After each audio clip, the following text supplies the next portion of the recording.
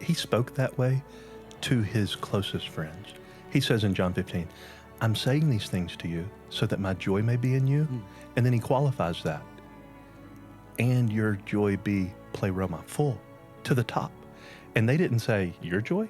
Right. The curmudgeon, melancholy, kind of straight-faced Yeah, headed person. to the cross. Yeah, you're just like... Stressed out. You want me to have your joy?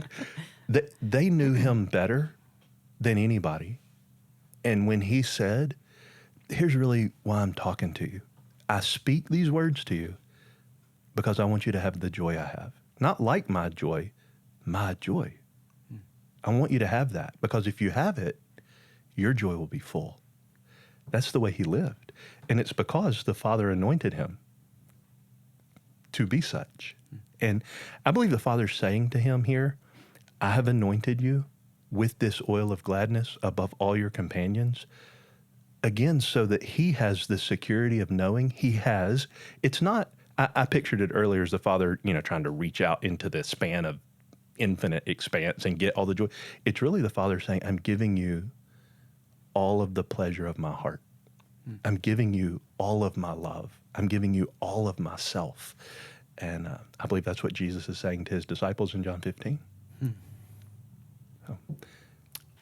Well, Jordan, there are a couple of really simple applications we can give immediately, but we're going to be talking about this theme further in our next episode together when we look at chapter 12 and the command to look unto Jesus as we run the race, which we know is a word packed with quite a lot. Yeah.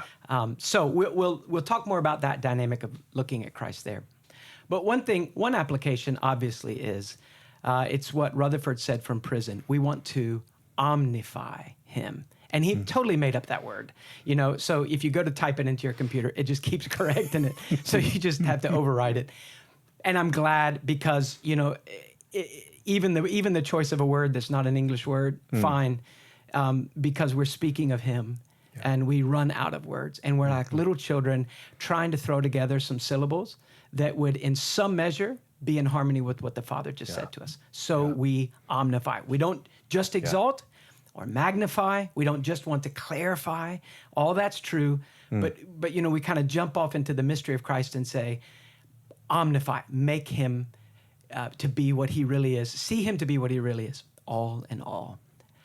Another good application is to take William Ames, the Puritan, and his definition of theology and apply it to this chapter. One by one, through all those descriptions, to slowly walk through them. And what Isaac Ambrose, one of our favorite writers, when he described what we're reading about God in the person and work of Christ, he said it's noonday divinity. It's the sun at its peak. It's the clearest, most blindingly brilliant picture of God we'll ever have. Yeah.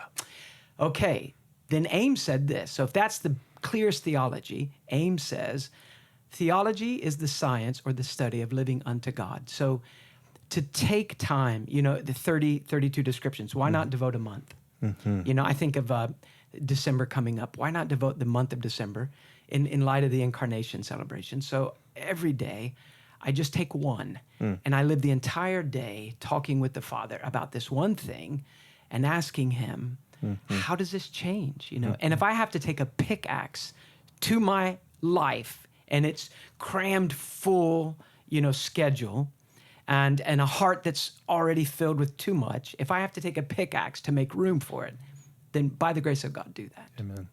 Yeah. Last thing I'd want to say is this. The most thrilling thing that comes to my mind in Hebrews chapter 1 is not just that this is the Redeemer that benefited us, but it's that he is. There is one man who has given to the Father every ounce of love that he deserved. Yeah. And if we never had been existed, and if we had never been offered redemption, the Father is satisfied with the infinite beauty of his Son. Amen. And so who cares about us in a sense? Who cares if we even exist? Yeah. So, but that the Father's offering us that same Son so that we also can be fully satisfied in him is amazing. You mentioned I preached 7 years on Hebrews, and some people are like, 7 years? William Gouge, 17th century British fellow, 30 years. It's because of stuff like chapter 1. Yeah, wonderful. We really do appreciate being able to interact with you through the comments. So if you have questions or just comments you'd like to leave them below and we'll get back to them as we have a chance.